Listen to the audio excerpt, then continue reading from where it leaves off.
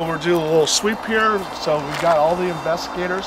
So what we just did, and you just did a little sweep, we did an EVP section where these concrete slabs were these small little huts, small little dwellings or houses for these migrant workers, and we tried to do an EVP session.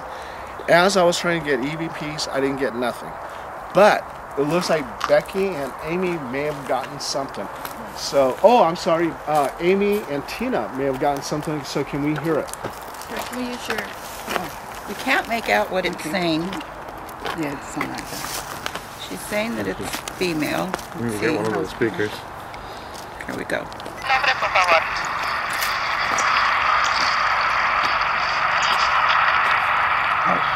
I heard it. But I can't. Can you play it again? Back it up, Brandon. I can't do this. It's 34? Yeah, 34. ¿Hay alguien aquí? That's the Go beginning. ahead and ask your questions,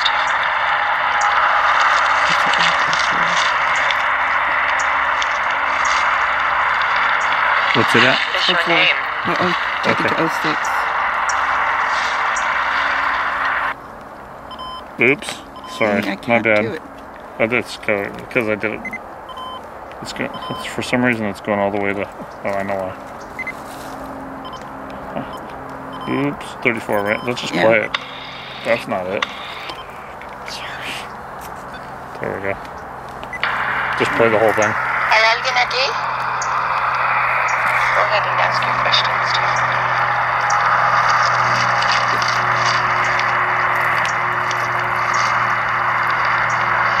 What is your name?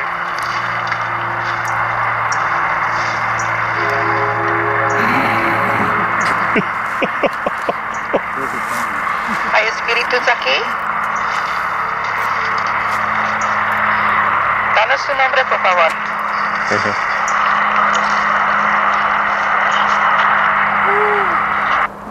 Yeah, you can barely hear it, but yeah, there's something there. All right, so it does seem like there's reported sightings or reported ghostly experiences that people have in the town of Thornton. So it seems like we are getting EVP, so it looks like what they're saying is a foundation of truth. So let's move on and let's see what else we can find. Robert? Okay, from here, like I said, these, we can walk around here and you'll see the slabs all through here. Why don't we just walk all the way back? Right behind me over here, Big L, are the actual shacks. I'm going to call them shacks that these people actually lived in. And when it was wintertime, they froze their butts off. I mean, these are harsh conditions for these migrant workers. Robert, you want to elaborate on that? Yeah, I was going to say, if you look, if you walk up, you see, they're just, the worst material to build a dwelling in, for as far as to keep temperatures in or out. The worst thing you can have is metal, because it's going to either be cold or it's going to be hot. And if you can see, like at the top of this one here,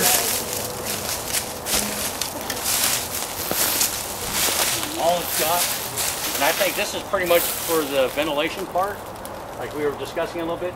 It looks like you could put a piece of wood up here to block this off, but all it is just mesh wire. So, if you were trying to heat this thing, you probably have to put something up and try to let whatever heating elements on the inside escape out, so you don't die from something.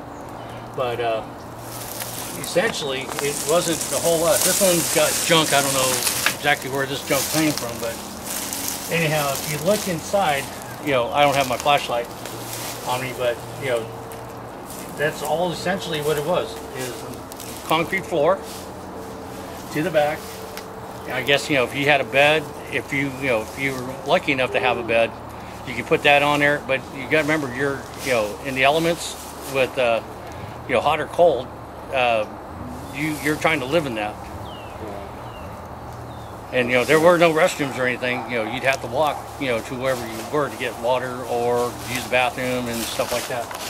But essentially, if you want to get a closer look, come on in, just, take a look in there.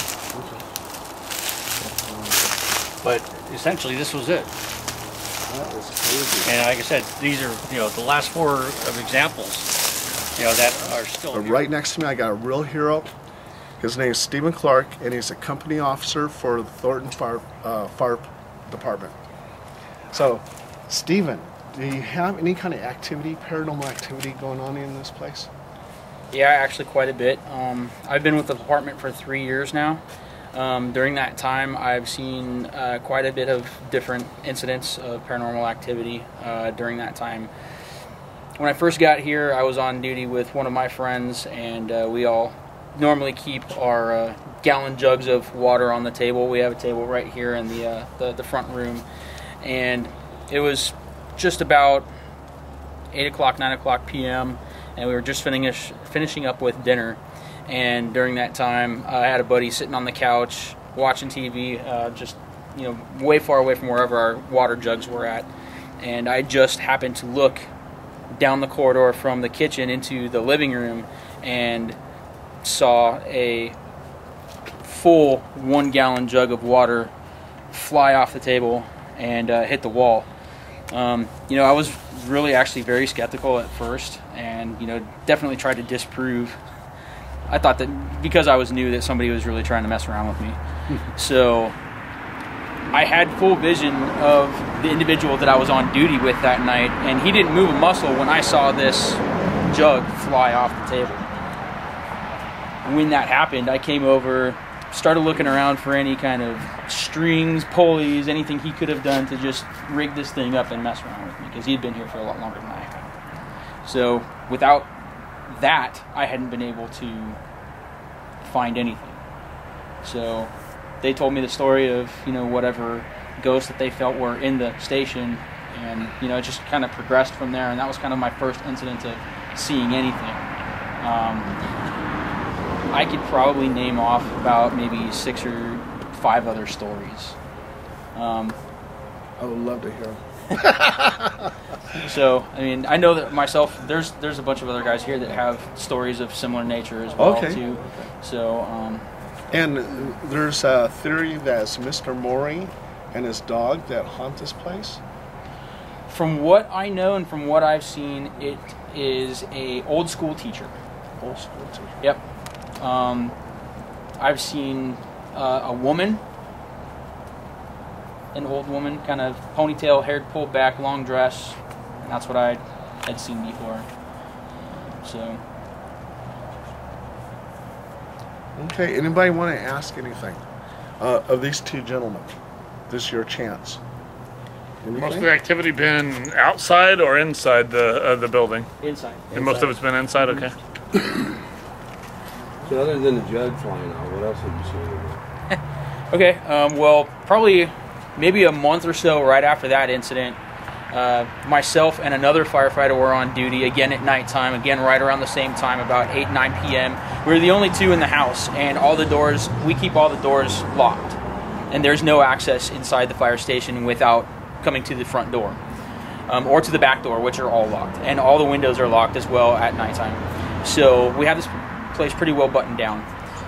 We were finishing up dinner, finishing up our dishes, and our dishes, we put them away. We closed the cupboards, and inside the cupboards we had set all of our bowls inside of each other, nice and neat, stacked, probably about 2 or 3 to a stack. And we heard something. We had just come out of the kitchen, and we heard something in the kitchen. So we thought maybe we have mice, because we have mice from fields coming in and such. So we went back, and I looked in the cupboard, and he was right along with me. And we looked at the bowls, and we thought maybe they tipped over or whatnot. Well, all the bowls, there's about 6 of them, were neatly laid out in a row from being stacked 3 high. So that's another one. Anything else, guys? Nothing? Okay. Why don't you give us one more story before we look at the firehouse? Let's see. There was another time where it was about 2:30, 3 o'clock in the morning, and we're all in bed asleep. I'm in this bedroom over here. We have 2 separate bedrooms. We have a captain's officer's quarters over here, and then a bunk room over here with 4 bunk beds. Myself and another firefighter were in this room, and the on-duty officer at that time was in this room. So it's really easy to hear footsteps in here because of the false flooring. So if anybody's moving around, you can definitely hear it and know the difference between different people's footsteps after a while. There was and I sleep really light, and I know nobody was up. And then about 2:30, 3 o'clock in the morning, we hear a banging on our engine doors, the compartment doors. And there's a specific sound that they make, so it's very hard to mistake what kind of sound that is. So I asked if anybody else heard that. They said, "Oh yeah, I heard that." So we all got up and went out there and saw that one of the compartment doors had been opened, and the way it sounded was somebody was flat-handed hitting on the compartment doors, and we knew that nobody else was up or in or around our station. Later on that night, they kind of messed around with the company officer a little bit, so he didn't want to go to sleep. About maybe 30-45 minutes after that, we have a motion sensor light, which is easy to trip off just by any, cat, squirrel, whatever comes in front of it. But said that he had seen somebody heard somebody knock on the front door, came out, the light had tripped, but there was absolutely nobody there when he opened the door. So Yeah, we had that happen. That was the same night back then. So that was the same night. Wow. Well, I'm definitely ready to check out the firehouse. It's the California Division of Forestry. I mean, yeah. And back in 1977, I was a firefighter. And they took me up to the Sierras, and this thing looked like a huge mushroom cloud. It looked like a nuclear blast. Anyway, so they sent me up there. I was a new firefighter. And they said, "Roberts, get that spot fire." So I'm just trying to put out this little small flame, and right behind me was flames like 20 feet high. And then before I knew it, my captain was yelling at me. He goes, "Roberts, get in the roots of the fire, get in the roots of the fire." So I'm trying to put this damn thing out, right? And I could feel the intensity of the heat. And he kept on yelling at me and kept on pushing me. Firefighters have to go through a lot. So I'm over there, oh my God, I can feel it. My whole face is going to burn up. And he goes, "Robert's getting that freaking," I can't say the bad word, "roots of the fire." And then I go, and I threw the hose down. The hose went like this. I went up to a fire truck, put my hands down. "Roberts, get down from the truck." And I gave him the finger, I go, "I quit." So, I mean, it takes a lot to be a firefighter. And I actually wrote an article on how I quit being a firefighter and how firefighters are heroes, especially after 9/11, and you saw what they did. You have to really have it in your blood. If it's not in your blood, you won't ever become a firefighter. So I respect these guys a whole lot. So we're right now at the Thornton Fire District, and there's a lot of things going on in this place. So we're going to try to get some EVPs and everything else. What are some of your experiences? What is your name? Elliot. Okay, Elliot. So what are some of your experiences? I actually was sleeping on this couch, and it was 12 o'clock, and I hear about this story about a little kid who walks around. So I hear footsteps, boom, boom, boom, 3 exactly. 1 hour later, boom, boom, boom. So I was like, it might be that little kid. I didn't think much of it. The third time it was like 3 o'clock, and I heard the same footsteps, boom, boom, boom, across the floor. And this time I opened my eyes, and there was a lady right on top of me. And she looked at me, and she smiled. She gave me this grin, and I tried to get up. I wasn't able to get up. And she looks at me and tells me I'm bad. I was like, wow. And I can't get up. I'm trying to get up. I'm trying to call for one of the other firefighters over there that sleeps over here. And I couldn't get up. And the only way I was able to get up is she came down on me and suddenly disappeared. And when she disappeared, I ran to the room and I was like, "Hey, I saw her." And they were like, "Who, you saw who?" I was like, "I saw the ghost, the lady." And the scary part is she was black, that was a figure that was a black figure. So that's kind of scary too. That is amazing. Yeah. Wow, that's pretty Yeah, scary. I was scared. I still sleep with the lights on sometimes.